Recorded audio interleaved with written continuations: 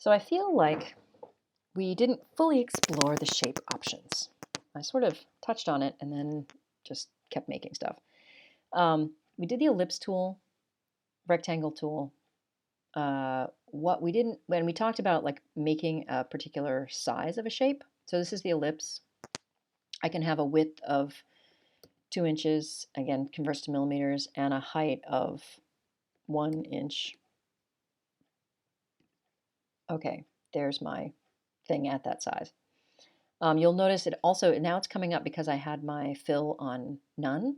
It's coming up as empty, which is why we don't have that gray anymore. So you can decide how that works for you. But again, the gray I recommend while you're starting out so you remember whether or not you're working with a fill. Okay. Other cool things. If you want to just click and drag to like visualize, well, how big is that? What does that look like? Let's say I want an actual circle. If you hold the shift key down as you're drawing, it will let you make an actual circle. You will also see these lovely pink lines that show up. This shows alignment to other points on your screen.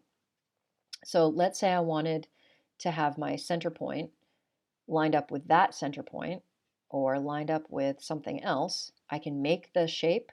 Then if I want to move the shape, similarly, those points will show up to help me align things. Just really useful. Same deal with the rectangle and the square, right? I can make a whatever wacky rectangle I want, or if I hold the shift key down, I will only get a square of the various size that I need. And you can see where those pink alignment guides will give you some information about where things are tangent to, aligning with, etc., various points within your composition. Okay, so those are the basic shapes, squares and circles, right? Rounded rectangle is just nice because instead of a sharp pointy thing, you have a rounded corner. That's really useful when you're making functional objects, right? You don't want a sharp pointy piece of acrylic stabbing somebody in the eye. That would be bad. Or slicing your finger open because that can happen. So consider the rounded rectangle as an option, and plus it's just an upgrade in the design. Polygon is interesting because if you tap once, you get, again, a dialog box. Lets you do size. The size is the radius, right? The size is the radius.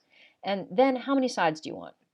Bear in mind that under polygon is also your triangle, right? You can say, okay, that size, yay. There we go.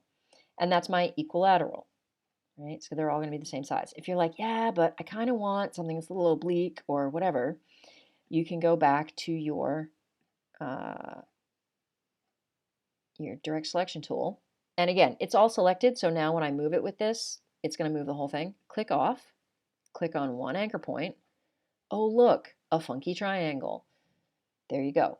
So bear in mind that once you make these things, you can move them around and adjust as necessary. Similarly, polygon tool, I want 8 sides. Great, there's my octagon. Put in your radius, blah, blah. What else? Similarly, star tool. Click, get a dialog box. How many points did you want your star to have? This is actually kind of fun. Okay, most stars have 6. Let's do 9. Why not? And let's do check this out, because there's a radius to the interior points and a radius to the exterior points.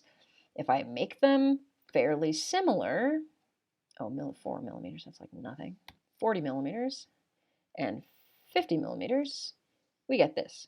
So it's not a, wow, that's hard to see. Not a big difference between, in fact, let me do this. Scooch down here. Let's just put it here. Boink. Okie doke. Not a big difference between the exterior radius, right, and the interior radius. However, let's say I do another one, and I've got 40 and 10. Oh, much pointier star. Skippy, right? So those are your controls for your star for the pointy factor. You also have the star.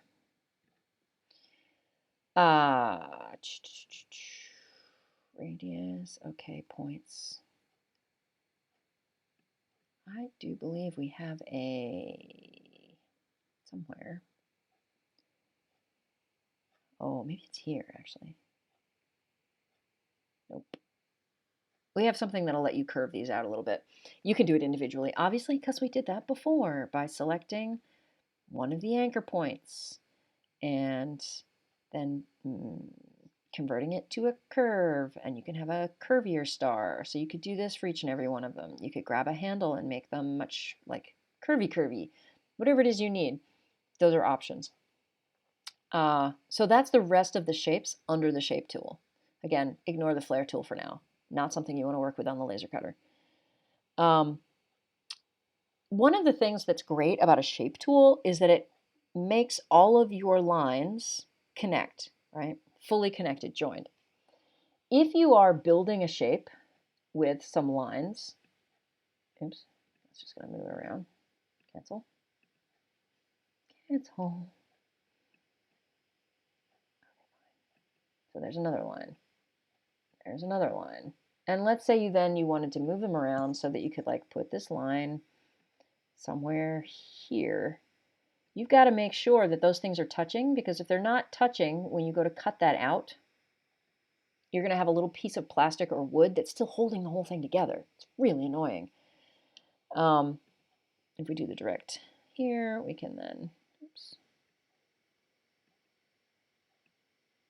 If you take just the anchor point, not the path, you can change the angle of that line as well. So that's the line tool. The Bezier pen tool gives you a lot of flexibility. I'm a huge fan. Takes a little bit of finesse getting used to, because if you click once, you get an anchor point that's a corner, right? Corner. If you click and drag, you get your handles, and you can make curves. And it's a little bit hard as you're going to be like, yeah, this is going to be a perfect circle. Nope. You can move it around later to get something close and maybe add some more angles over here. I don't know, maybe you want some funky shape that is that. Then you're going to go back in to your direct selection tool and like either move or adjust your angles a little bit accordingly, right? For whatever you need. Don't expect to draw it right when you're doing it the first time. The pen tool, until you get a whole lot of experience with it, is a little fussy that way. It's a little tough to do. So you're going to go back and adjust it later. But this will let you do some less regularized, more organic shapes. Bezier pen tool. Again, you notice the triangle. Oops, that's text. Triangle. Bloop. Pen tool. Hates me. Nope. There are other options under here. Truly. Like being able to add, there we go. Add an anchor point. So if you're like, ooh, I need this to move out here, but I don't have an anchor point here, you can add one.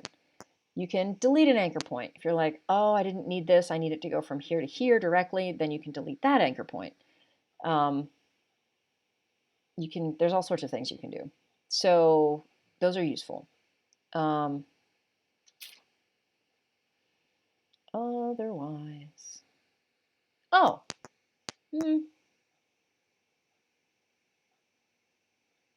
no, I guess those are pretty much the big things.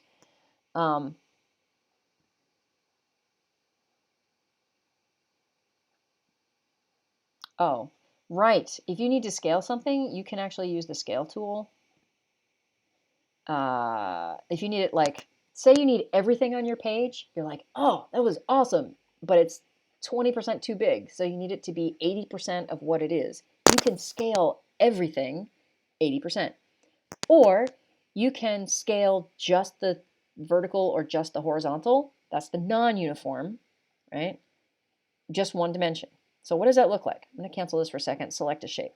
I'm going to select one of the regular shapes because it's going to be easier to see this.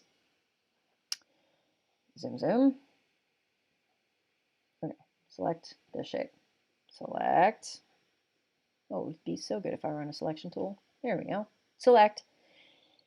And my scale tool, where did I just put it? Scale tool. Here we go. Scale tool. So if I'm going to do that to that,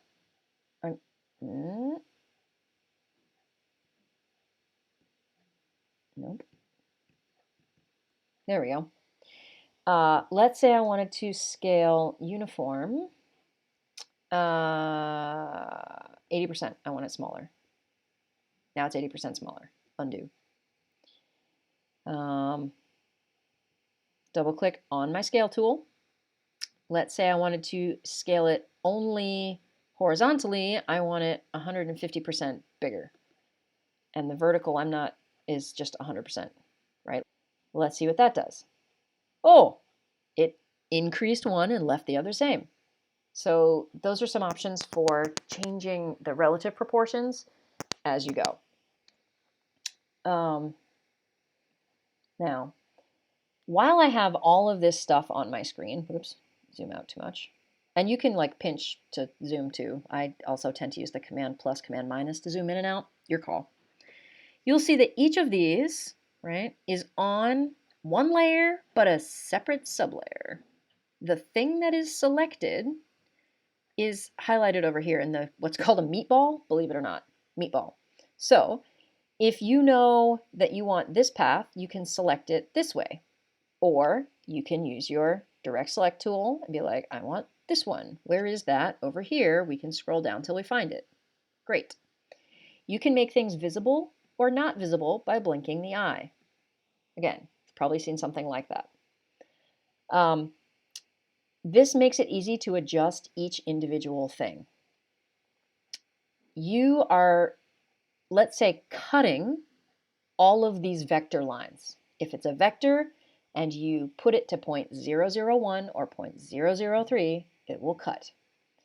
It is easy to make all of these the right width if you do Command A. That works best if you have them all on one layer. And then the things that you don't want to cut, that you're going to raster engrave, next screencast, are going to be on a separate layer, right? So they would be here. And you would just blink it before you select all, because you only want to select the things on the layer that you want to cut to then change your stroke. Notice there's no number here because it's a bunch of different stroke weights, to 0.003, for example, or 0.001. Boom. Now when I select off, right, it's that super lightweight, can barely see the line thing. So I'm going to undo so you can see it again. But that's the plan. So there's some more about shapes, the other shapes, controlling those shapes, the size of those shapes, scaling the shapes, number of sides, number of points, shift key for a circle or a square as opposed to an ellipse or a rectangle, and considering the pointy factor on your shapes. For example, these stars, dangerous. I would not suggest cutting something out that's going to be that pointy. Bear that in mind as you go. Next up, we will do a raster engraving explanation and how to make that work.